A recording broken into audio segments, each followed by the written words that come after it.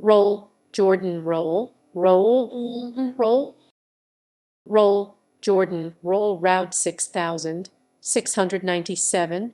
Also, Roll Jordan is a spiritual created by enslaved African Americans, developed from a song written by Isaac Watts in the 18th century, which became well known among slaves in the United States during the 19th century. Appropriated as a coded message for escape, by the end of the American Civil War it had become known through much of the eastern United States.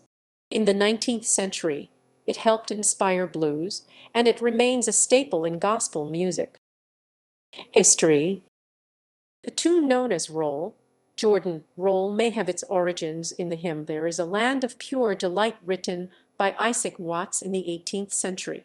It was introduced to the United States by the early 19th century in states such as Kentucky and Virginia as part of the Second Great Awakening, and often sung at camp meetings. The song soon became popular with the slaves. According to Powers of NPR, it became a primary example of slaves claiming and subverting a Christian message to express their own needs and send their own messages.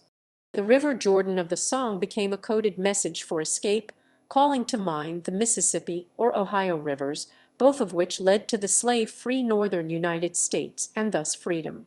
The song was collected and arranged by Lucy McKim in 1862.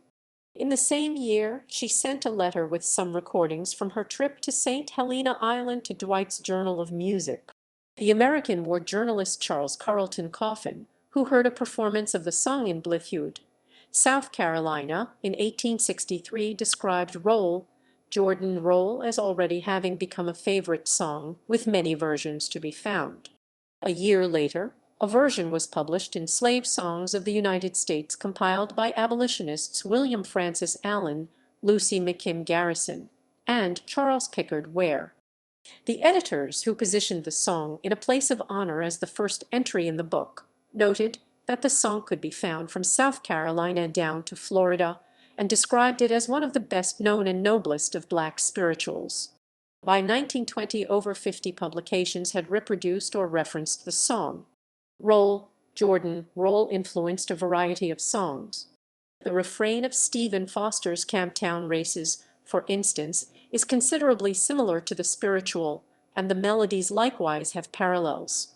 By the early 20th century, Stephen Colt writes, Roll, Jordan, Roll had influenced the creation of a new genre, blues, though likely through an undocumented secular version of the song.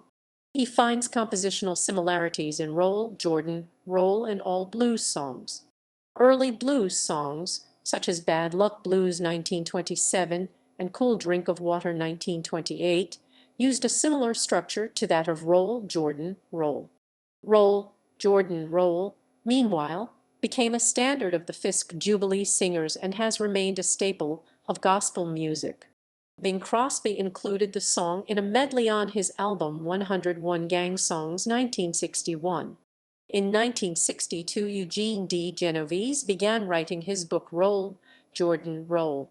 He took a different stand between ideology and idealism, the most studies of slavery theme, and postulated which master and slave must be studied together.